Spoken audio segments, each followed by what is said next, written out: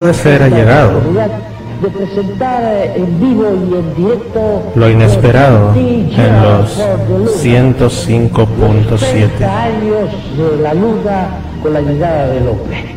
Esto me hace recordar a mi gran amigo Galileo Galilei cuando Tropical, Radio Tropical, enciende tu vida, 105.7, enciende tu vida.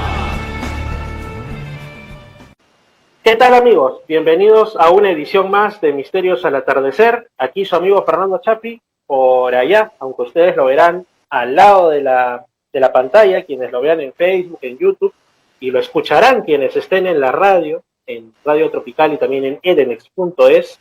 Me acompaña a Alejandro Merino una vez más desde Málaga, España, y vamos a hablar sobre un tema bastante interesante a la vez que polémico. Si a ustedes les preguntan desde el punto de vista no evolutivo, sino religioso, somos todavía un país predominantemente religioso, que por lo menos conserva ciertas tradiciones del cristianismo, sea católico, evangélico o de algunos otros tipos, pues te preguntan así, te agarran frío en la calle, ¿quién te dice la religión que fueron los primeros hombres, hombre y mujer, pareja? Y todos dicen Adán y Eva, ¿no? Bueno, esto no solo ocurre aquí, también ocurre, por ejemplo, en el Islam, solo que ahí está arabizado, creo que es Hawa en vez de Eva, algo así, y ocurre en otras culturas, tienen esa idea de la parejita primigenia, ¿no? Que muchas veces cometió el pecado, que digamos que hizo algo mal, y por eso es que nos vienen estas tormentas actuales, ¿no? De esos tiempos. Y justamente resulta que el libro Durantia, del cual ya hemos hablado y que siempre les invito que si desean pueden encontrarlo en internet, es un texto que por lo menos les va a abrir más los horizontes en muchos aspectos, nos menciona en esto que dice ser la quinta revelación que Adán y Eva sí existieron, tuvieron un papel importante en lo que vino después, incluso en lo que hasta ahora nos aqueja o también cosas buenas ahora, imagino. Pero que ellos no fueron el primer hombre y la primera mujer. Sí existió, por ejemplo, el jardín del Edén, pero no fue uno, fueron más. Pero los primeros, hombre y mujer sobre la faz de la tierra, tuvieron otros nombres y tuvieron otra vida. Se llamaron Andón y Font. Bueno, en realidad se llamaban Sontaán y Sontaén. Pero para el libro Durantia dice que en las esferas celestiales se les conoce como Andón y Fonta. Ya les estoy adelantando bastante de esto que figura en los documentos. El libro Durantia está dividido en documentos, figura en los documentos 62, 63, 64 de este texto, esta pretendida revelación celestial, para mí lo es. Pero vamos a hablar ahora, como les digo, con Alejandro Merino. Alejandro, ¿qué tal? ¿Cómo estás? ¿Y qué opinas de esta introducción que he hecho? ¿Y cuál es la introducción que tú quieres hacer hacia el tema?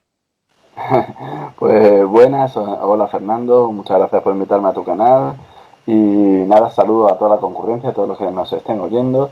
Y sí, vamos a hablar un poquito de lo que dice el libro Durantia, de quiénes eran Andón y Fonta, los primeros seres humanos, y creo que tu entrada ha sido genial. Lo que voy a hacer yo es decirlo desde otro punto de vista diferente, porque ¿qué es la humanidad? O sea, por un lado, lo que es la ciencia no se pone de acuerdo. La ciencia, por un lado, considera ser los primeros seres humanos cuando empezaron a caminar erguidos. Esa gente considera que los australopithecus serían los primeros humanos, el famoso Lucy. Hay otros científicos que piensan que sería a partir de que empezaron a utilizar herramientas, otros que a partir de ya una capacidad intelectual más grande, ya que herramientas más complejas. Otros dicen que la humanidad empezaría cuando ya empieza lo que es el pensamiento abstracto, que sería ya bastante mucho más reciente. Y lo que se hace al libro Durantia, lo que según el libro Durantia distingue a los animales de los seres evolutivos, de lo que son los humanos, por decirlo de algún modo, no es ni la inteligencia ni ninguna de estas características, sino que sería unos procesos mentales que llevarían a lo que es los sentimientos de adoración, de preguntarse quién eres, o sea, la autoconciencia de uno mismo, de una forma más compleja de la que puede tener un cerebro animal, que un animal pues lo tendría de una forma muy básica. Entonces, a partir de ese momento, pues, dentro de una tribu de cierto tipo de seres, que Yo especulo que tuvieron que ser digamos ya del último tipo de Homo erectus, pienso yo que tuvo que ser, precisamente hace casi 1 millón de años, pues dentro de su tribu, sin ser los más inteligentes de su tribu, porque de Durante dice que estaban entre los más, pero no dice en ningún momento que estos 2 hermanos fuesen los más inteligentes. Surgió pues entre estos 2 hermanos, ellos eran diferentes, tenían algo distinto y fue lo que los convirtió en los primeros humanos y a partir de ese momento, de esta clase de pensamientos, estas alarmas que tienen los ángeles, pues recibieron que este planeta pues ya se había recibido ya pues esta clase de seres. Y a partir de ese momento pues empezó la carrera de la humanidad en este planeta. Así es, y algo que hay que mencionar es que el libro de Urantia en cierto modo apoya que las especies pues han surgido por algún tipo de evolución, aunque controlada por seres celestiales, vamos a decir así, por los portadores de vida, etcétera. Pero, exacto, también apoya el hecho de que muchas de las grandes y más importantes transformaciones, incluidas estas que llevaron a la actual humanidad, surgieron por saltos repentinos de una generación a otra. No como nos dice, por ejemplo, la ciencia, que en buscar eslabón. No encuentran el eslabón de reptil ave, no encuentran el eslabón de prehumano, sea lo que sea eso. Y curiosamente el registro fósil, cuanto más avanza, más razón le da al libro Durante, que existen animales que aparecen de forma repentina. Deberían haber 40.000 eslabones distintos, muchísimas especies distintas de cierto, digamos, esa cadena, y el registro fósil no dice que no, que existen muchos tipos de distintas razas distintas de un animal, distintas especies distintas de distintos tipos de animales, pero no están esos puntos intermedios que van de un sitio a otro, sino que de buena primera aparecen saltos. Y el libro Durante, pues hace ya 70 años, al menos, mínimo, pues ya lo decía eso, y el registro fósil es una de las cosas que va corroborando poco a poco. Exactamente. En el caso que nos compete a nosotros, como humanos que somos, pues hay algo muy interesante. Digamos que el libro Durante nos plantea no solo una forma distinta de surgimiento de la humanidad, sino también una ruta, nunca mejor dicho, si vamos a usar la geografía, una ruta distinta para la humanidad. Si a alguien también le preguntan, a cualquier persona, dónde surgió el ser humano, bueno, ya más allá de lo que les dije al comienzo, la explicación cristiana, el jardín del Edén, que ese también es otro tema interesante, dirán, bueno, el ser humano surgió en África. Los que sepan un poquito más dirán en la zona de Botswana, que ahí estuvo supuestamente aparentemente el núcleo humano más antiguo, otros lanzarán Etiopía. La cosa es que van a decir África, concretamente el África subsahariana. Pero el libro de Urantia nos plantea Asia, y concretamente y muy posiblemente un área ya sumergida, intuyo yo sumergida después del elevamiento del nivel de las aguas tras el derretimiento de los hielos de la última era glacial, ¿no? Ellos hablan de una península que estaba al oeste de la India y probablemente surgiendo de lo que ahora conocemos como Persia, o quizá incluso la península arábiga, no lo especifica muy bien, pero era como un lugar protegido del resto del mundo por cadenas montañosas, etcétera, y ahí un peculiar grupo de primates que habían evolucionado desde los lémures, o lemures, como quieran decirlo, que para nosotros son cosas de Madagascar, pero que según el libro de Urantia evolucionaron en América del Norte. Los primeros lemures, y es una cosa que la ciencia también ha corroborado. También, este tipo de cosas también ha corroborado, pero claro, estamos hablando de hace muchísimos millones de años, todavía en época prácticamente de que aún quedaban dinosaurios. Estamos hablando de hace muchísimo. Y era la época de las grandes aves, realmente ya. La época de las grandes aves. Y que había lemures que surgieron allí, incluso había algunos grandes. Todos tenemos imágenes de los lemures de la película Madagascar, pero los que eran continentales eran más grandes. Los elefantes y eso que se han encontrado en islas son más pequeños. Se produce esa circunstancia, incluso los homo, de la especie homo, en la isla esta de Filipinas, el Homo florensis ¿no? En Indonesia, en Filipinas, en Indonesia, era lo que se dijo que se habían encontrado unos hobbits, que esto fue la década pasada, que eran unos homo, de lo que es el tipo homo, unos primates evolucionados, pero no son seres humanos ni mucho menos, y eso eran chiquitísimos, eran muy pequeños.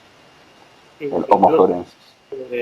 Se dice que lo que los diferenciaba primordialmente del Homo erectus era que eran pues más pequeñitos, medían creo que metro 20. Bueno, no coincidieron con el Homo erectus. El Homo florensis coincidió con el Homo sapiens y con quizá coincidiría con el final del Neandertal, porque es de hace poco. O sea, el Homo florensis es muy moderno, no recuerdo bien ahora mismo, pero de hace 20.000 años o 10.000 años, una cosa así, ¿no? Es muy reciente, el Homo florensis es muy reciente.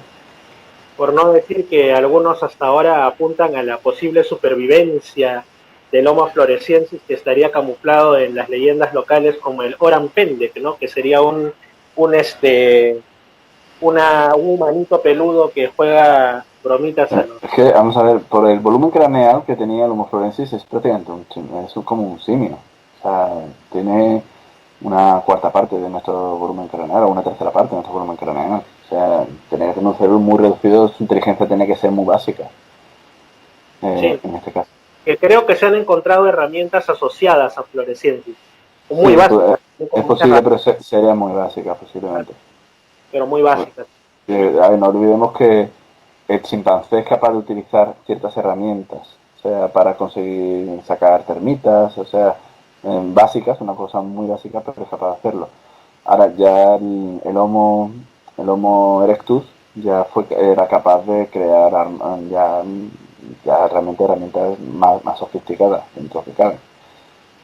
Y vamos, eran bastante inteligentes, ya eran capaces de usar el fuego. El Homo erectus no era capaz de hacer fuego, pero sí de usarlo. Es una cosa que se ha descubierto hace relativamente poco. Eso fue un descubrimiento aquí en Atapuerca No, en Atapuerca fue eso, no estoy seguro. No fue en Atapuerca. El Homo erectus no en Atapuerca. Bueno, no estoy seguro, pero vamos, que sí se encontraron hace relativamente poco en una serie de cuevas que había quemaduras y eso, entonces no se sabía si eso era un incendio provocado, si no.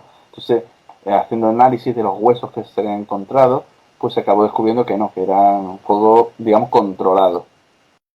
Entonces se sabe que el Homo erectus era capaz de manejar el fuego, no de hacerlo, o sea, no eran capaces de crear fuego, pero sí de manejarlo.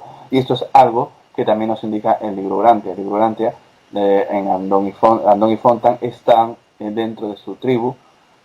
Sus tribus sabían manejar el fuego, pero era como en la película En busca del fuego, que cuando había un incendio o algo, eran capaces de coger ese fuego y mantenerlo encendido. Entonces usaban el fuego de esa manera. La verdad es que la película En busca del fuego, yo la recomiendo a aquellos que no la hayan visto porque está muy bien en ese sentido. Y Andón y Fonta fueron, según el libro Urantia, los primeros seres humanos que además colaborando consiguieron encender un fuego a voluntad y aprendieron a hacer fuego. Según el libro Urantia, fueron unos personajes realmente extraordinarios.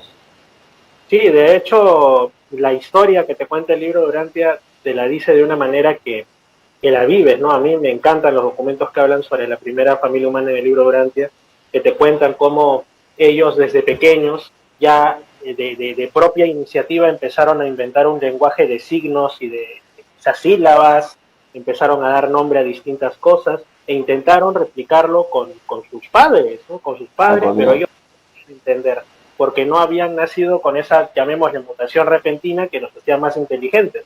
Pero aún así, aun cuando sus padres no eran humanos propiamente, los amaban, ¿no? Incluso los salvaron, y el libro de Urantia dice que muchas veces todos los antepasados del ser humano hasta Andón y Fonta, desde, como dice ahí, desde la rana atávica, ¿no? O sea, desde aquella rana que evolucionó después a formas posteriores y de ahí reptiles y después los mamíferos, los placentarios.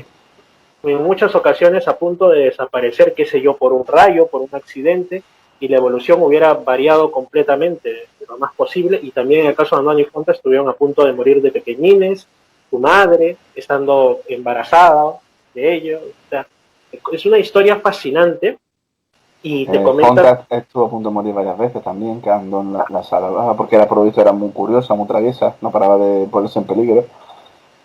Y el hermano inventó una especie de hacha o algo, usando piedras y atándola a un palo con tendones, creo que era, me parece. y tendones de... Inventó el primer hacha o algo así, o el primer cuchillo, un tipo de arma para defenderse. Y ahora dirán defenderse de qué. Lo que pasa es que el libro Durantia nos plantea lo siguiente. Como ocurre hasta ahora, ¿no? Cuando incluso estamos entre seres humanos, pero hay una persona que destaca por algo, hay un deporte, por llamarlo de manera irónica, entre los seres humanos de querer bajarse al que destaca, ¿no? Por envidia. Entonces esto ya existía desde antes. Supuestamente eran una tribu prehumana, eran un grupo, digamos, cercano a los humanos, pero solo Andón y Fonta habían recibido esta, llamémosle, mutación evolutiva repentina que los hacía tener una serie de elementos en su mente, y la cuestión es que el resto los percibía como extraños, como los percibía como que no se juntaban con los demás, no participaban de sus mismas salvajadas, entonces los tenían como que en la mira. Y es por esto que ellos deciden emigrar, porque se sabían distintos. Obviamente no existía el concepto de humanidad porque ellos eran los primeros humanos, pero sabían que había algo dentro suyo que hacía que no fuesen como lo que el libro Durantia denomina las tribus menos avanzadas, ¿no? Que incluso estaban tan poco avanzadas que tenían guerras ni más ni menos que con los gibones, con los orangutanes, que ahora uno lo veía rarísimo, ¿no? Un ser humano peleándose con un chimpancé de tú a tú. Porque no eran seres humanos realmente, es como vemos hoy en día las guerras de chimpancés, hoy en día los vemos, existen esas guerras de chimpancés y ese tipo de comportamiento, eso mismo que tú has dicho, que a veces uno destaca y dentro de un clan y otros, o sea, los chimpancés tienen la bastante inteligencia para tener ese tipo de pensamientos, de celos, de envidias, o sea, son capaces de desarrollar eso. El Homo erectus, que posiblemente muchísimo más que un chimpancé, hay que tener en cuenta que el Homo erectus tenía una capacidad craneal, un volumen craneal de unos 1000, ¿no? Centímetros cúbicos, si no recuerdo mal.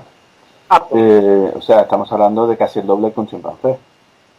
Por lo tanto, hay que entender que el cerebro de Homo erectus era más desarrollado y estos personajes eran incluso algo más. Pues por lo tanto, estuvieron bien, eran muy chicos, eran muy jóvenes, tenían 11 años, 12 años, si no recuerdo mal, cuando se deciden ir y planearon la escapada, montaron un refugio a media jornada de camino, o sea, fueron capaces de desarrollar una estrategia por si los perseguían, porque como los persiguiesen de huir, los posiblemente los iban a matar.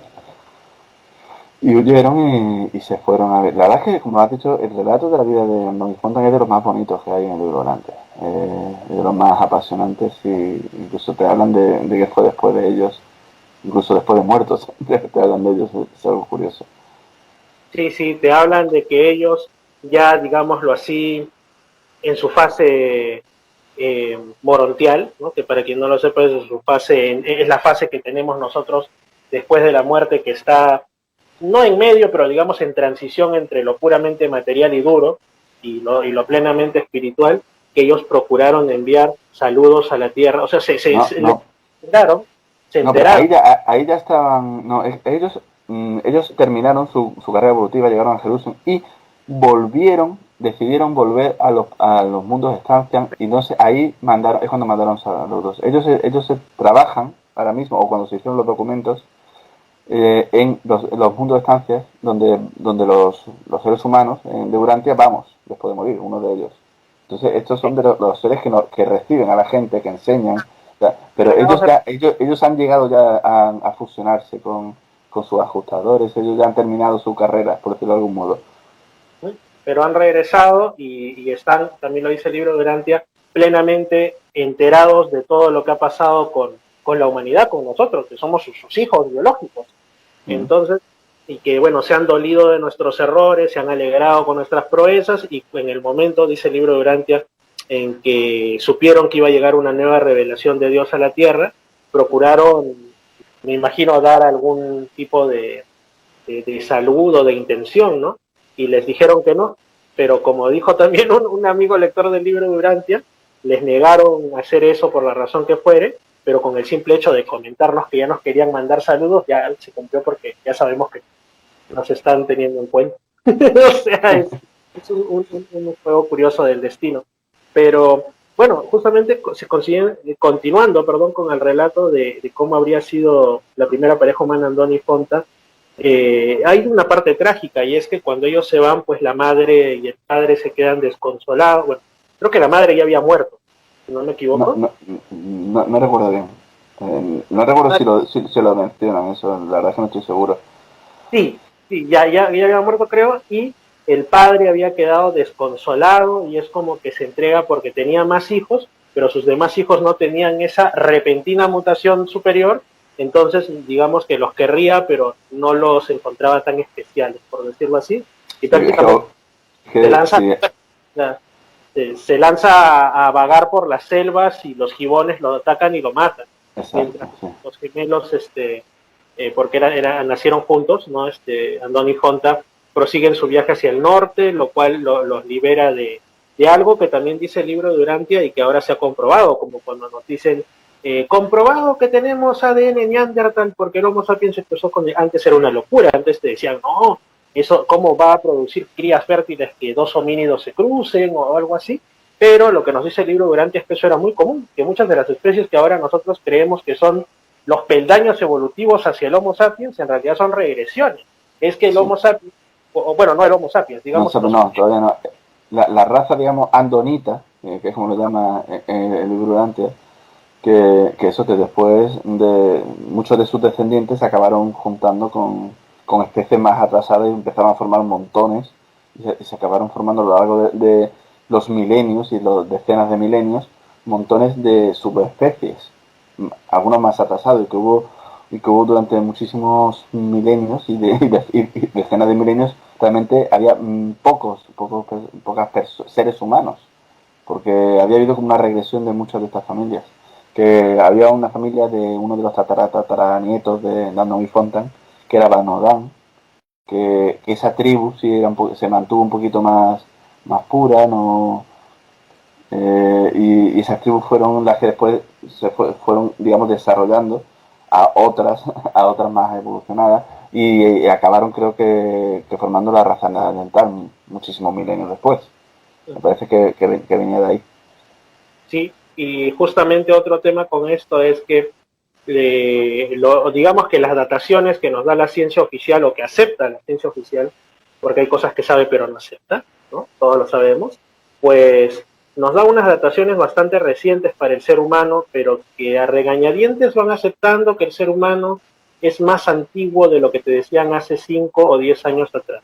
Y lo que nos dice el libro de Urantia es que buena parte de la historia evolutiva, si queremos verla en fósiles, estaría perdida, porque se habría desarrollado dentro de los límites de esa península, muy probablemente hoy sumergida en Asia.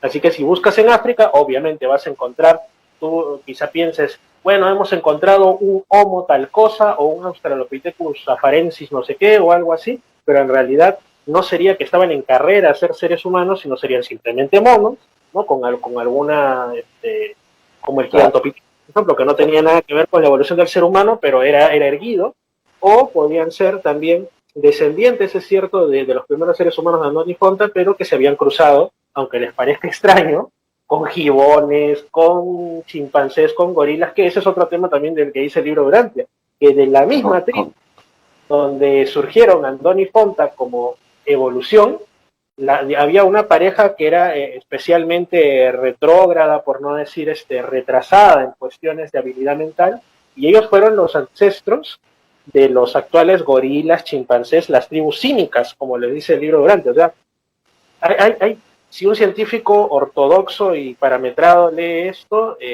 pues realmente se atraganta con el acuerdo.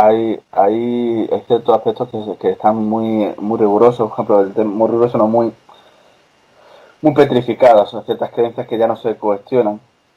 El tema de la teoría fuera de África, que o sea que el ser humano se quedó en África, vamos a ver, es cierto que existen muchos fósiles de seres, de primates en África, o sea, existen montones, existen realmente, si te pones a ver la cantidad de Australopithecus que hay un montón de nombres distintos, está Pithecus no sé qué, no sé cuánto, o sea,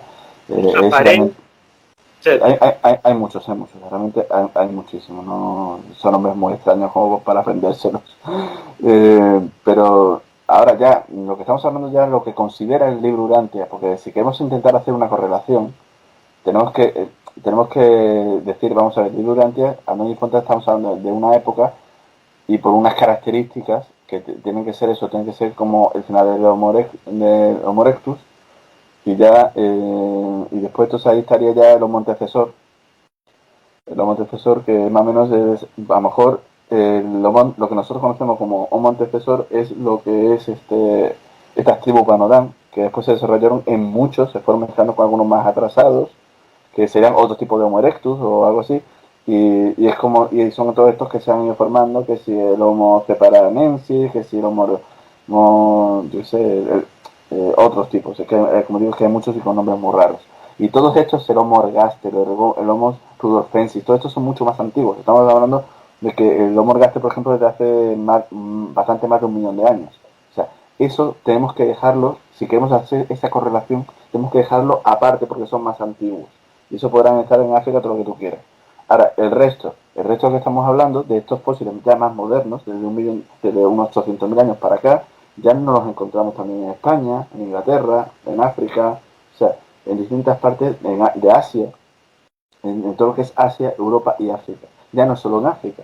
Por lo tanto, seguir empeñando que eso tiene que salir de África, pues es simplemente que, como digo, están ahí porque tienen que ser africanos, porque sí. Y también hay una cuestión política, una cuestión como de decir que el Homo sapiens tiene que salir de África para que todos seamos africanos, un poquillo como una cosa, como África ha estado como, por tema del racismo, ha estado como muy subyugada al resto de razas, sobre todo a la raza blanca, pues que ahora es como una compensación, y ahora todos somos africanos. Entonces hay como una cuestión política ahí para mantener eso, pero realmente hay que entender que el registro fósil es tan endeble que no se pueden sostener las cosas a ciencia cierta simplemente por los poquísimos fósiles que hay, porque voy a poner un ejemplo para que se me entienda. Hasta hace una década y poco se decía que el Homo sapiens no había llegado a Asia hasta hace 40.000 años. En la mayoría de las enciclopedias sigue poniéndolo, en la Wikipedia sigue poniendo eso, en español. Pues bien, en Laos, creo que fue hace 10 años o 12 años, se encontró ya un Homo sapiens que tenía 80.000 años. O sea, solo por un esqueleto ya hubo que atrasarlo 40.000 años. O sea, el doble de lo que se pensaba, solo por un esqueleto. Pero es que al cabo de un año o dos se encontró en China otro 20.000 años aún más antiguo. Por lo tanto, ya estamos diciendo de que ya el Homo sapiens estaba en Asia hace 110.000 años. Después existen ciertos fósiles que se han encontrado en la parte de Oriente, de Europa Oriental, que también parecen que son también de esa época. Hay una serie de dientes que parecen ser de Homo sapiens. Lo que pasa es que como son restos muy pequeños, ahí hay como una especie de polémica, pero parece ser que son de Homo sapiens en Israel, que tienen unos 400.000 años. Pero como solo son dientes, y hay gente que dice que no, que el Homo sapiens no puede ser tan antiguo porque no, pues no se quiere aceptar. O sea, es uno de estos fósiles que no encajan y los tienen ahí apartados. Pero los fósiles están. O sea, son unos fósiles que lo que pasa es que como son pocas piezas, pues no se ha llegado a poder asegurar a ciencia cierta de que son ellos, de que es un Homo sapiens. Pero vamos, a todas las luces lo es. Según los expertos, son dientes de Homo sapiens. Son dientes exactamente iguales que los nuestros. Pero como no hay más que unos dientes, pues no se puede considerar, y tienen 400.000 años. Y estaban en Israel. ¿Qué pasa? Que existe como una especie de... Está todo como muy petrificado, este conocimiento está muy petrificado y no quieren moverlo. Cuando realmente no encaja, pero cada vez más evidencias existen que no. Que posiblemente no sea así. El libro de antes dice que está en Asia. Es que vamos a ver, es que es muy complicado encontrar fósiles, porque hay que entender que en esta época que estamos hablando de los primeros humanos, eran poquísimos. Estamos hablando de que había unos pocos miles en todo el mundo. O sea, cuando estamos hablando de que estos humanos, porque después había de estas otras tribus humanas, de estos que hay montones, había por todos lados. Pero de los que el libro Dante considera humanos, había muy pocos. Entonces es muy difícil que dejasen registro fósil, porque no es nada fácil que se forme un fósil. Porque la mayoría de la gente que se muere, pues si se quedan a la intemperie se estropean, los huesos se pudren y ya está. O llegan animales y se los comen, incluso los huesos.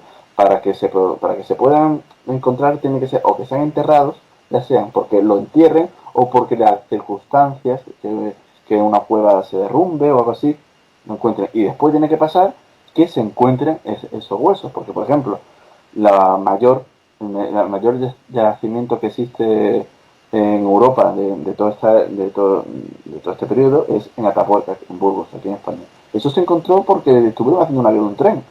Si no llegan a hacer esa vía del tren, pues eso seguiría sin descubrirse.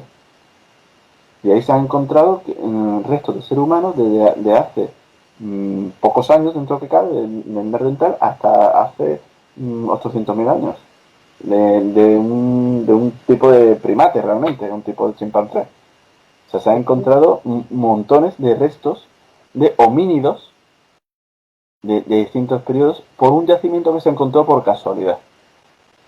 Habría que ver si cerca del Tíbet si se pueden encontrar ese tipo de cuestiones, porque también en zonas tropicales es más difícil que se queden los fósiles, por la humedad se estropean más.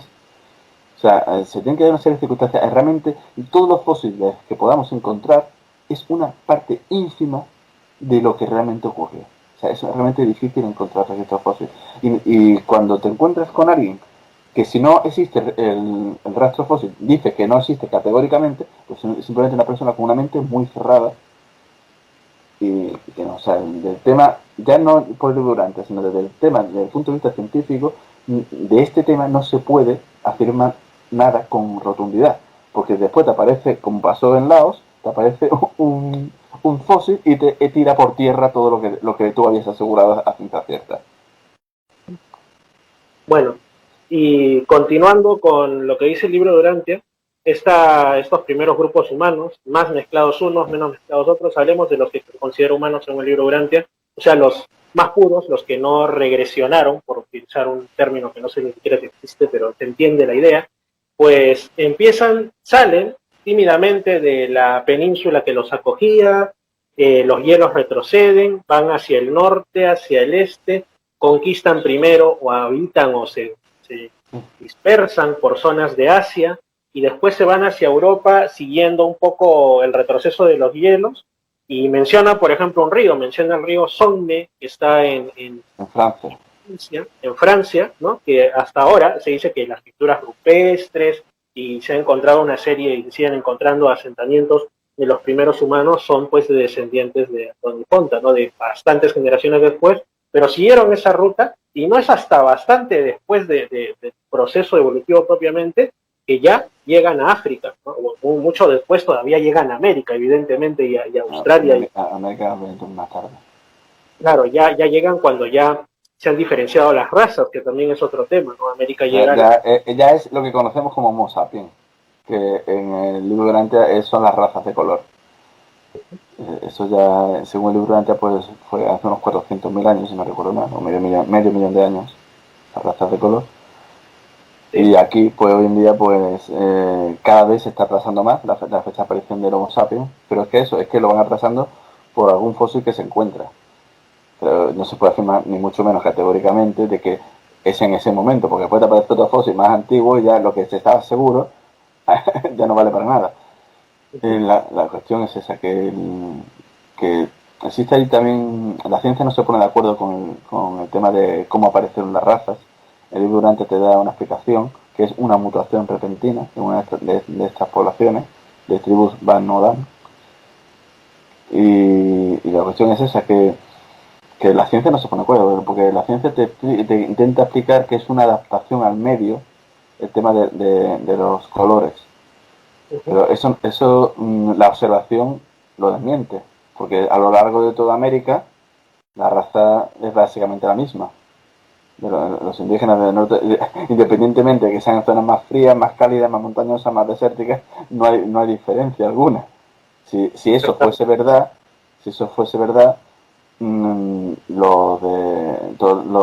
la gente que vive más cerca de Panamá, de Ecuador y eso, deberían ser mucho más oscuros que, por ejemplo, que los de la parte de Colorado, y no es así. Los navajos, los sioux y todos ellos, claro. Eso es cierto. Y no solamente eso, sino que algo que lógicamente los oyentes o los videovidentes, los que lo vean por video, pueden preguntarse es, bueno, y nos estás hablando de Homo erectus, de los primeros seres humanos Andonifonte y sus descendientes, ¿cómo me los imagino? Algunos se los han imaginado erróneamente como hombres mono o algo así, pero el propio libro Durantia nos dice que si pudiéramos tomar un grupo humano existente y numeroso actualmente y acercar la imagen mental hacia cómo fueron Andonifontas, son los esquimales, los Los inuit. esquimales. No, no, exacto, son parecidos físicamente. No, no es que sean los esquimales que son ellos que han continuado, sino que físicamente son iguales. O sea, que coinciden, es coincidente. Uh-huh. Sí, o sea, podrían pasar por las calles y no nos daríamos cuenta. Uh-huh. Exactamente, son, como ustedes saben, los esquimales que no son del resto de razas predominantes en América, en cuestión de razas nativas, ¿no? Que nosotros somos, pues, así, como nos dice el libro Durantia, la raza roja, ¿no? Sino que ellos, pues, vienen de un tronco Son distintos. Sí, son distintos definitivamente. Incluso el libro Durantia también dice que hasta la llegada, hasta el final del primer milenio, o sea, sino que hasta que llegaron los vikingos a Canadá y el este de Norteamérica, lo más cercano que vieron los nativos americanos a un blanco o a un europeo fueron los esquimales con los que tenían contacto, ¿no? En el extremo norte. Pero bueno, me estoy abriendo mucho del tema. La cuestión es que Andonifonta, si quieren imaginárselos, imagínense, busquen en internet la imagen típica de un esquimal, claro, sin esas pieles y todo que se cubren, pero morfológicamente me refiero. Bueno, lo de las pieles, ellos, obviamente no con pieles como del norte, pero usaban pieles también. Claro, En Durantia te dicen que se tapaban con pieles, una cosa también que los diferenció de sus congéneres, que eran capaces de abrigarse con pieles y eso, tuvieron esas ideas. Uh-huh. La idea del vestirse, la idea del pudor, quizá entre tantas nuevas... No creo que llegase eso porque hoy en día el pudor es una cosa más cultural. De hecho, tribus, hoy en día existen muchas tribus que están desnudas. Incluso en Occidente están los naturistas, el nudismo. No sienten ese pudor, es una cuestión más cultural el pudor. Exactamente. Buen apunte, como siempre, Alejandro. Pero ya, pasaron ahí alguna canción, pasaron los meses, los días y los años. En realidad pasaron miles de años y de repente ya nos encontramos con una población humana bastante bien establecida, pero el gran problema es que, pues, lo que se encuentra son huesos y los huesos no te dan mucha información o nada de información sobre el color de tu piel. Entonces solo nos queda imaginar, pero dicen que en la zona, no recuerdo si noroccidental o nororiental de la actual península índica de la India, se produce una mutación que genera que en una solo grupo de hijos aparezcan distintos seres humanos pero coloreados. Y ustedes dirán, apareció la raza negra, la raza roja, como nos llaman a los descendientes de nativos americanos, como yo lo soy por mi padre, una raza amarilla, pero incluso sorprende el libro Durantia diciéndonos que al inicio habían seres humanos de una raza verde, de una raza azul. ¿Se imaginan ustedes un ser humano? A mí me resulta... Sí, pero yo creo que es un poco, o sea, el decir eso no hay que imaginarse tampoco en plan Avatar. O sea, yo creo que la raza azul, yo creo que tiene que ser parecido el blanco que es muy blanco, tipo, como yo sé, como Nicole Kidman. Yo creo que se referían a algo parecido a eso. Y la raza verde, pues, que ya no existe, pero a lo mejor eso es simplemente que es como una tonalidad, como la raza amarilla. Los chinos no son amarillos, de hecho, a veces son muy blancos. Son más blancos que yo. Simplemente es eso, es como que tiene como un tono. Yo pienso que cuando se refieren a eso, no, o sea, yo no me imagino, cuando dicen la raza verde, no me imagino a alguien así verde, sino que a lo mejor de un color clarito y con un tono verde. O alguien así más oscuro, de piel más parecida a la africana, pero con una tonalidad más verdosa. También puede ser. Yo me imagino así, yo no me imaginaba a gente así tipo Avatar y eso, yo tan coloreado no me lo imaginaba. De hecho, hace unos días atrás, en uno de los grupos de libro Durantia, una persona publicó una noticia de la existencia, creo que en Estados Unidos, en algún lugar del hemisferio norte, de unas personas que tenían un raro mal, no sé si genético o qué, que su piel nacía azul. Entonces empezaron las teorías, obviamente, que era lógico que surgiera, ¿no? De si no sería una especie de gen recesivo de la raza azul, ¿no? Que se manifestaba cada 800 generaciones y que tenían sangre de la raza azul, porque realmente, o por ejemplo, hay unos cuentos ingleses que hablan de los niños verdes de Woolpit, creo que era, que los encontraron dentro de una cueva, Sí, y los hermanos. una serie de cositas bastante curiosas, ¿no? Entonces, como recuerdos de un pasado en el que quizá existieron humanos con un colorcito más variado. Pero entonces lo que nos comenta es esto, que esto también fue una mutación repentina. No solo eso, sino que las razas guerrearon entre sí, porque obviamente se sabían distintos unos de otros, y pasados también miles de años, ocurrió, por ejemplo, dicen que la raza roja, o sea, Akangayo, ¿no? Todos los que somos nativos de América,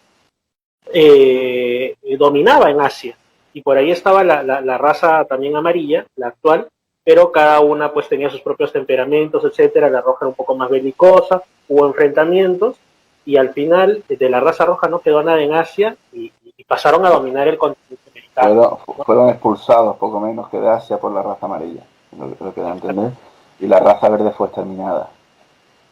Igual que la naranja más que nada se fusionó la naranja. Se fusionó con la índiga. Los semitas, los pérsicos, algunos hindúes por ahí, como que tienen el mayor componente de naranjita, ¿no? De la raza naranja. Sí, es posible. Y lo es curioso porque cuando el libro antes salió, estaba muy establecida la idea de la teoría del poblamiento tardío de América. O sea, estaba establecido de que el ser humano había llegado hacía 13.000 años. Aprovechando las glaciaciones, se habían cruzado. Y el libro durante, pues te aparece en los años 30, años 40, años 50, diciendo que no, que el ser humano había llegado hacía 70.000 años, 60.000 años, no recuerdo bien. Muchísimo más atrás.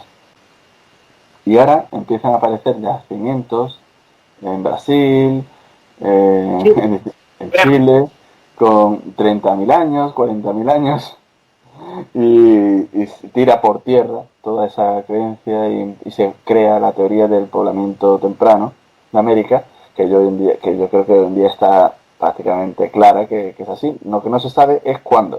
O sea, oficialmente la ciencia no puede establecer cuándo llegó el ser humano a América, pero obviamente ya lo de los 13.000 años ya lo sigue defendiendo algún viejo que lleva toda la vida enseñando lo mismo y que no quiere cambiar. Pero sí, ya está básicamente descartado, aunque curiosamente en los institutos eso se sigue enseñando lo que se daba cuando yo era pequeño, cuando ya debería estar eso más que superado. Porque a ver, hay yacimientos que son más antiguos. O sea, si hay un yacimiento claramente que tiene 30.000 años, 20.000 años, ¿cómo sigues enseñando que los seres humanos llegaron hace 13.000? No tiene sentido. Pues sigue pasando. Ese anquilosamiento del conocimiento. Hace décadas atrás hubo cuando estaban las teorías que yo estudié en colegio y que se estudiaban en realidad desde mucho antes, mi colegio era muy conservador, ¿no? Así que digamos que te enseñaba a veces las teorías clásicas, ¿no? Del poblamiento de América. La teoría que venían de fuera, otra teoría que era como que venían combinadamente por el estrecho de Bering y de la Polinesia, que creo que se llamaba loctonista, cada uno tenía, me acuerdo hasta ahora, sus partidarios, Alex Hendricks, etcétera, pero había una muy interesante, una que quedó en mi mente, y era de un argentino llamado Florentino Meguino. Él, ya la daban por descartada, estoy hablando de los 90, 2000, hablaba de la teoría autoctonista. ¿Por qué decía él? Porque él aseguraba, se rieron de él, ¿no? Aseguraba haber encontrado en las pampas argentinas, en la Patagonia, restos humanos muchísimo más antiguos que lo que decía digamos la ciencia oficial y lo que dice hasta ahora. Pues, obviamente esto ocurrió muchas décadas atrás, esos hallazgos nadie sabe dónde están, los desaparecieron, los negaron, y él, obviamente, lo que él pensaba era, no, el ser humano, si está tan desde antes aquí, es porque ha evolucionado en las pampas argentinas, ha evolucionado en Sudamérica. Obviamente eso no fue así, pero logró encontrar restos muy antiguos de seres humanos, tan al sur como la Patagonia. Eso es como una continuación de la teoría poligenista. Eso, al principio había distintas teorías. Aparte del creacionismo, estaba la teoría que afirmaba que cada raza había evolucionado de forma independiente. Eso ya se descartó, obviamente, hace ya muchos años, y hoy en día el conocimiento de la genética humana pues eso lo tiene totalmente descartado, pero eso existía. Ahora, hoy en día solo existe de esa parte, digamos, unos que lo defienden siguen siendo algunos científicos políticos hipermeganacionalistas chinos, que dicen que ellos son distintos. En la China, gente hiper mega racista que hay aseguran es un exaltamiento del nacionalismo chino así exacerbado que ellos aseguran de que ellos son diferentes. O sea, están todas las razas y después están ellos. Pero realmente no se sostiene, científicamente no se sostiene. Eso es simplemente una cuestión política y ya está, nada más. Algo de eso que decían por ahí que en China había algunos que sostenían que, claro, tenemos un ancestro común que es evidente, ¿no? Pero mientras el ser humano del resto del mundo, que no sea China, evolucionó, en China evolucionaron por la línea del Homo erectus o el no sé qué. Que ellos es distinto. Eso ya, esta teoría de la poligenista esta se descartó, incluso antes del conocimiento del ADN, de la genética, simplemente por el hecho lógico de que nos podemos reproducir sin ningún problema. Exactamente. Si fuera así, no podríamos. O sea, que no podría existir mestizaje. Y si existiese mestizaje, posiblemente sería con problemas, con defectos. Hijos infértiles, como cuando especies muy próximas en el reino animal intentan cruzarse, ok, ya de caballo, discúlpeseme el león y el tigre, el tigón. El león. Claro. O el mula, la mula, vamos, que nos estamos yendo a animales raros y está la mula, el caballo y el burro. Caballo y una asna, o no está una mula. Igual a veces se cruzan el tigre con una leona, o al revés. Sí, el tigón y el ligrón. O en zonas donde converjan y sale un ligrón, ¿no? Te encuentras cosas fabulosas en la naturaleza, pero no pueden tener descendencia fértil, son infértiles. En cambio, la mayor prueba de que los seres humanos somos una sola especie y somos hermanos entre todos, y que estamos en igualdad de condiciones en todo aspecto genético y en fin, es que es la maravilla, ¿no? Que nos podemos conocer con una persona, qué sé yo, de Siberia, del África subsahariana, de la Polinesia, o no sé, o de Italia, y podemos tener familia, enamorarnos, y somos la misma especie, ¿no? Es algo maravilloso, porque todos descendemos de Andón y Fondo, en Asia.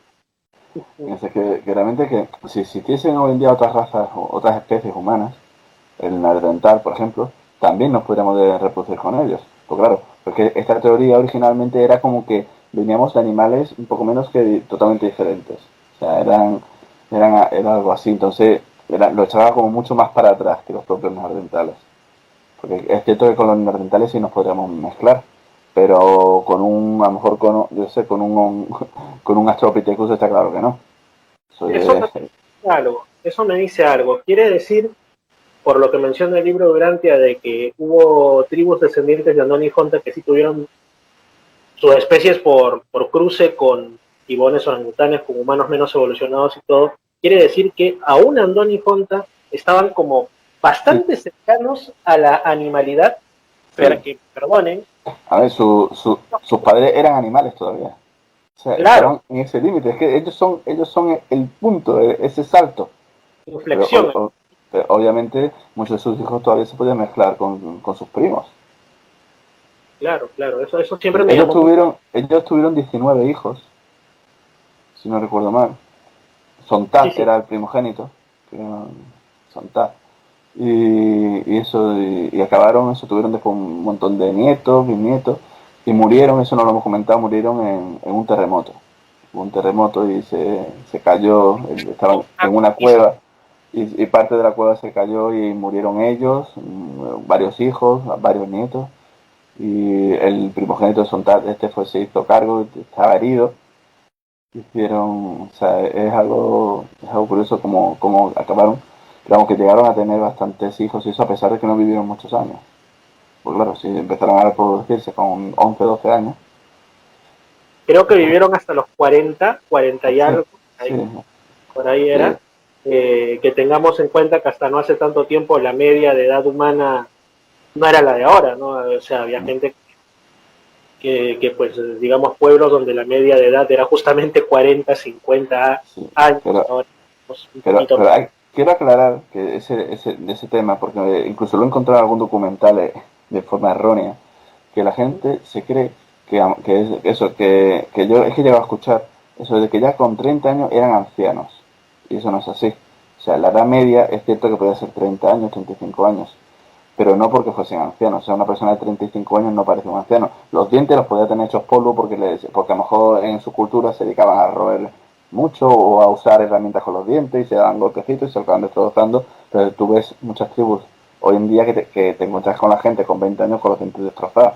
O sea, en ese sentido, podían tener los dientes gastados, pero no eran ancianos. Simplemente que la media era esa, pues porque la mortalidad era enorme. Entre los animales que se comían a muchísima gente. Cualquier veneno. O sea, hoy en día incluso, ¿cuánta gente nos moriríamos si no tuviésemos las medicinas actuales?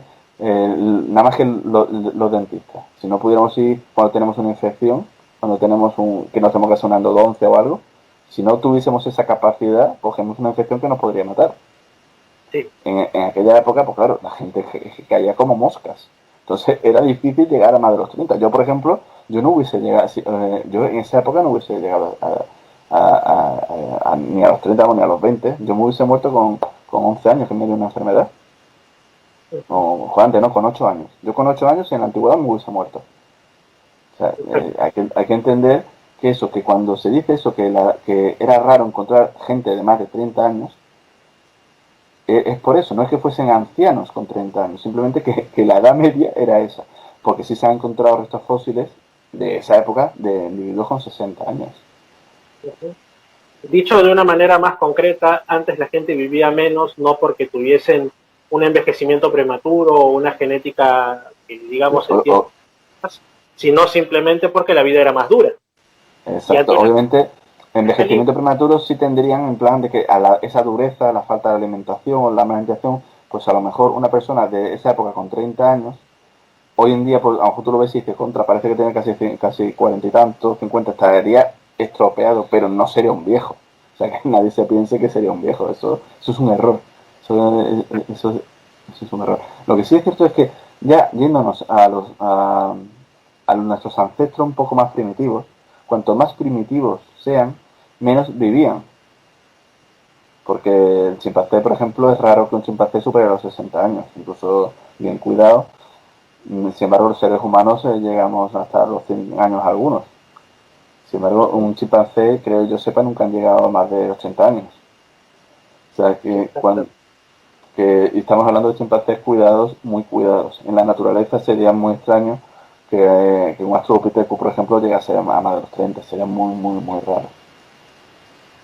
Entonces, resumiendo esta primera parte de la evolución nuestra, la evolución humana, según el libro Grant, y también matizándola con algunos escenarios científicos que se han propuesto y se han comprobado después, la línea iría así. Primero apareció una rama primate muy, muy antigua, los lemures, en América del Norte, que pasó a Asia. Recordemos que la disposición de las costas y de los continentes era distinta a la actual, y fueron evolucionando. Estamos hablando de millones y millones de años atrás, para que la gente para hacer la línea cronológica. Después de muchos millones de años, pues se pasa ya a lo que ahora podríamos llamar monos, ¿no? Un mono reconocible.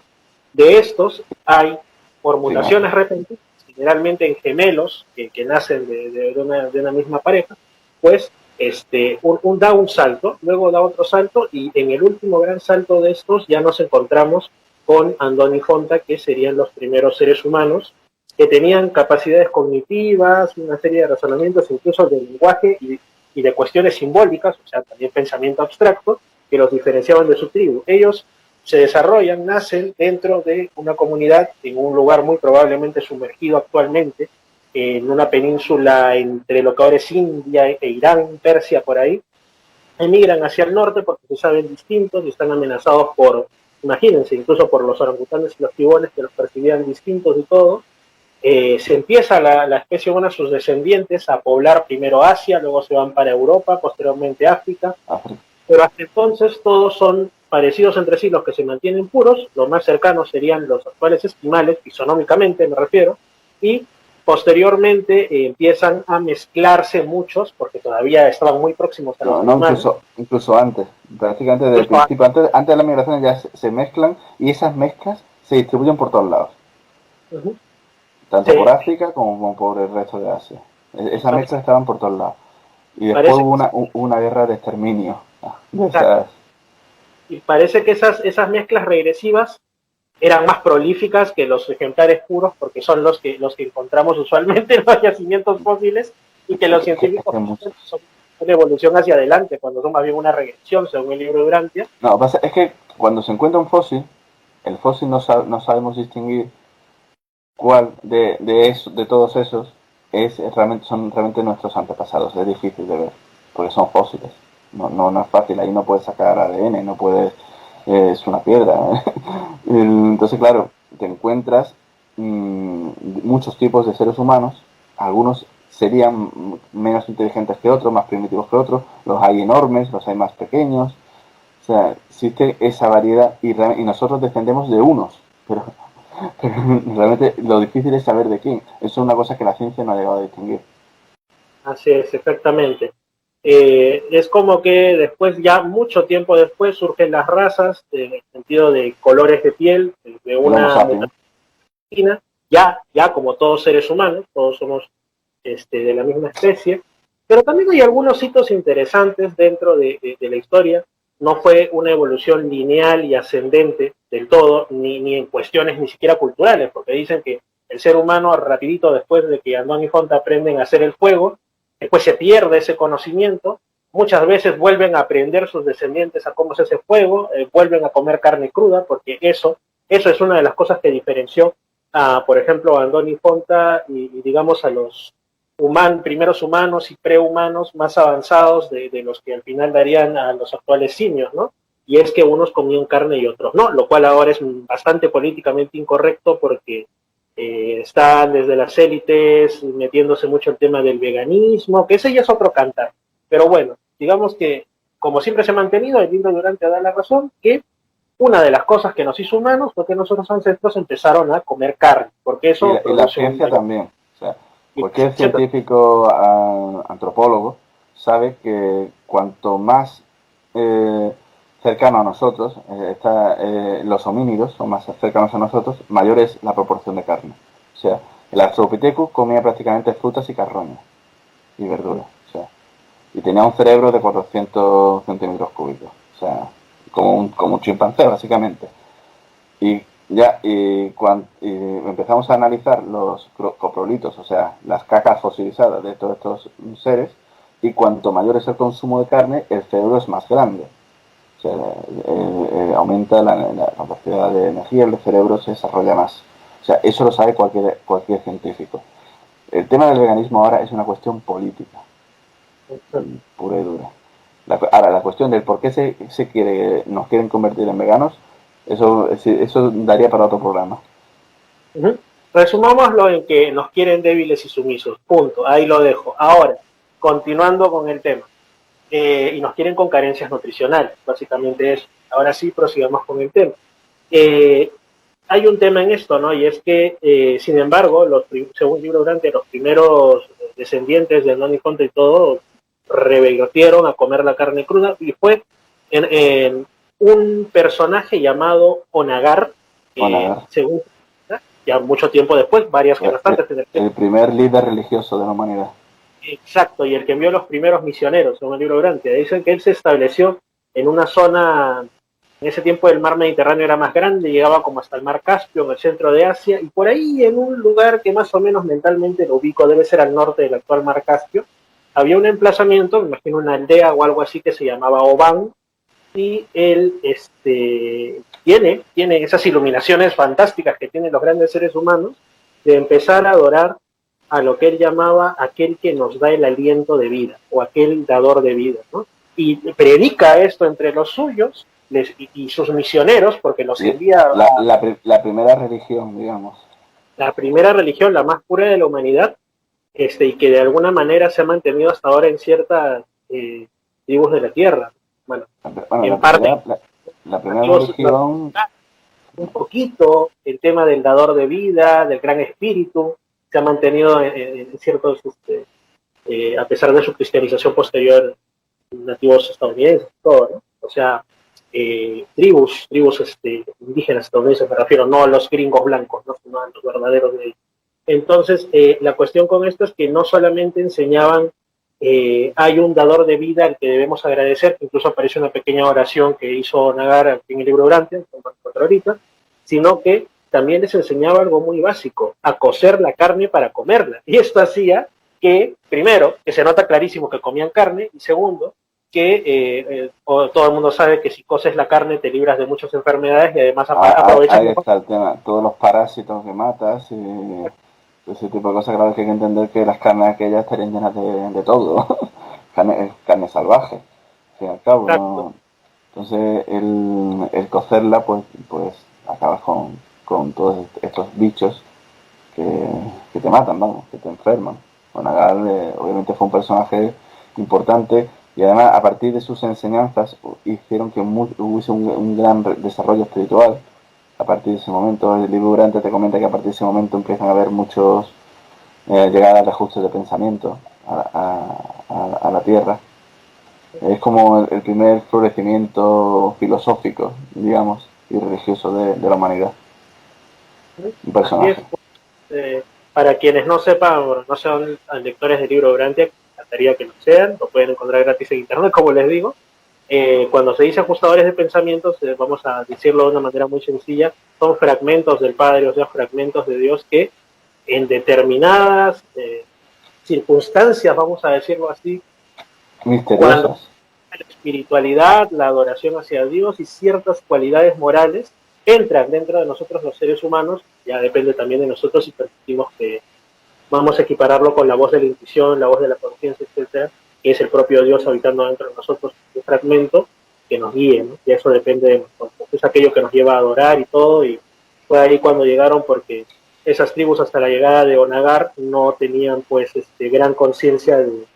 O sea, dicen que incluso el propio Andón quedó sorprendido frente a ciertos espectáculos naturales como, por ejemplo, la luz del sol o los rayos que caían. Dicen que por muy poco estuvo a punto de ser el primer adorador del sol. Nuestra primera religión iba a ser la adoración al sol, pero se libró por muy poco.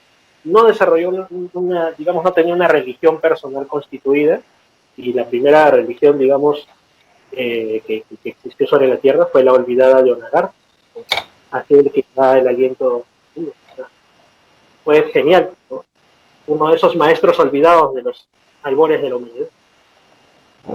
Estamos hablando, claro, de hace ya muchísimos cientos de miles de años. Hay que irse muy para atrás. Obviamente es imposible que hubiese llegado hasta nosotros. La distancia es demasiado grande.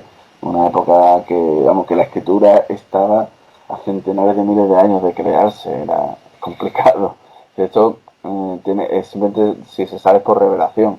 Ya cuestión de que si la crees o no la crees. Yo personalmente sí la creo, a base de que me ha convencido por los resultados. Yo en principio era escéptico con el libro Durantia, pensaba que era un fraude, y ha sido el estudio de las cosas que va diciendo y comprobando de que se va cumpliendo, de que encaja, la imposibilidad de que yo he llegado a ver de que sea una cosa inventada, como si considero de libros de cienciología y de genética o otros muchísimos libros religiosos que he leído, que los considero puramente humanos, y sin embargo el libro Durante yo he llegado a considerarlo de que los seres humanos no somos capaces de hacer ese libro de esa manera, y he llegado a convencerme de que era una revelación real.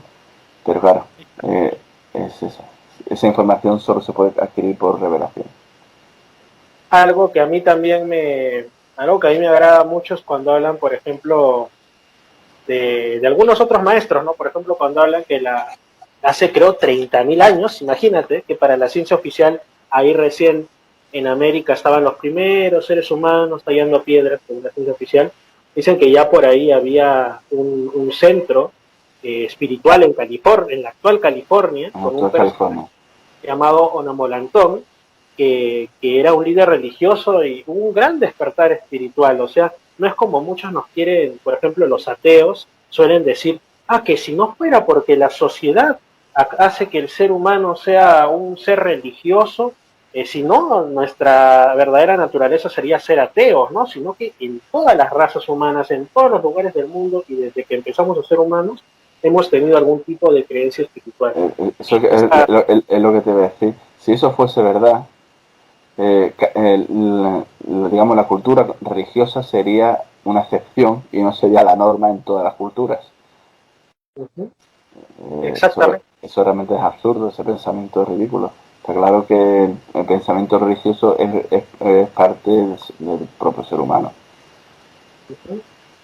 Y así es. Y finalmente, entonces, para terminar con... justo aquí me sale lo de Onagar. Aquí está la oración, que según el libro de Urantia hizo Onagar para sus oyentes. Termina con ella. Sí. Era: oh aliento de la vida, danos nuestro sustento de este día, redímenos de la calamidad del hielo, sálvanos de nuestros enemigos del bosque, y con gran misericordia recíbenos en el gran más allá. De aquí podemos sacar muchas cosas, que ya hay un concepto de la vida después de la muerte, en el cual nos espera un Dios. Desde ahí viene ese concepto. Desde que apenas terminábamos de constituirnos como seres humanos, redímenos de la calamidad del hielo. ¿De qué edad estamos hablando? Cuando todavía los hielos eran un muro para que el ser humano pudiera terminar de conquistar Europa, pasar a América. Imagínate los inviernos que tendría que haber en esa época. Sí, me imagino, recuerdo algunos que pasé, por ejemplo, en el sur de Bolivia con 20 bajo cero y me da frío, a pesar que aquí donde estoy hay 40 grados sobre cero, ¿no? Pero bueno, debe ser algo terrible. Sálvanos de nuestros enemigos del bosque. También indica, ¿por qué? Porque las tribus más atrasadas, se refiere a las tribus más atrasadas que están más en los bosques. El libro Urantia indica que siempre en los bosques tropicales siempre se desarrolla menos. O sea, las civilizaciones se desarrollan en los espacios abiertos, en las llanuras, en los valles, y en los bosques siempre el ser humano ha sido más atrasado. Y eso hay que ver que hoy en día las tribus primitivas, ¿dónde están? En las zonas tropicales donde hay mucho bosque. Uh-huh. La vida es mucho más dura y entonces la gente tiene menos tiempo para dedicarle a otras cosas. Exactamente. Y bueno, esto ya se veía desde ahí.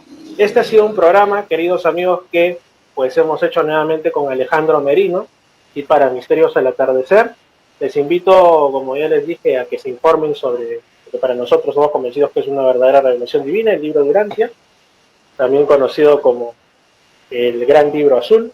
Y pues es una nueva perspectiva entre muchos otros temas que existe sobre nuestros orígenes. ¿Qué cosa más importante hay que saber de dónde venimos? No solo nuestros padres, nuestros abuelos y nuestra cultura de hace 500 o 1000 años, sino verdadero origen, los fundadores de la humanidad, Andoni Fonta. Un fuerte abrazo a todos. Gracias, Alejandro. Quizá algo que quieras agregar. No, simplemente ya despedirme de todos, agradecer que nos hayan escuchado y invitar, al igual que has hecho tú, pues a que le echen un vistazo al libro Urantia, recomendando que no empiecen por la primera y segunda parte. El libro Urantia tiene 4 partes. Yo siempre recomiendo que empiecen por la tercera o la cuarta y dejen la primera y la segunda para el final, porque son partes muy muy complejas, muy difíciles de leer, y si se empieza por allí la gente se aburre. Sin embargo, a partir de la tercera parte, yo recomiendo la tercera parte, empezar por ahí, que es la historia durante la historia de la Tierra. Van a descubrir algo diferente, algo realmente diferente, y si se ponen a investigarlo, no por lo que digan unos o lo que digan otros, uno mismo, veréis como en la época en la que supuestamente se dijo, o sea, en la época de los años 30, años 40, que fue cuando se creó este libro, era imposible que se tuviese la información que contiene. Exactamente, así es. Bueno, amigos, invitados quedan a leer el libro de Urantia. Yo soy Fernando Chapi Martínez y pues con esto terminamos el programa de hoy. Hasta luego, Alejandro. Estamos en comunicación. Hasta luego, Fernando.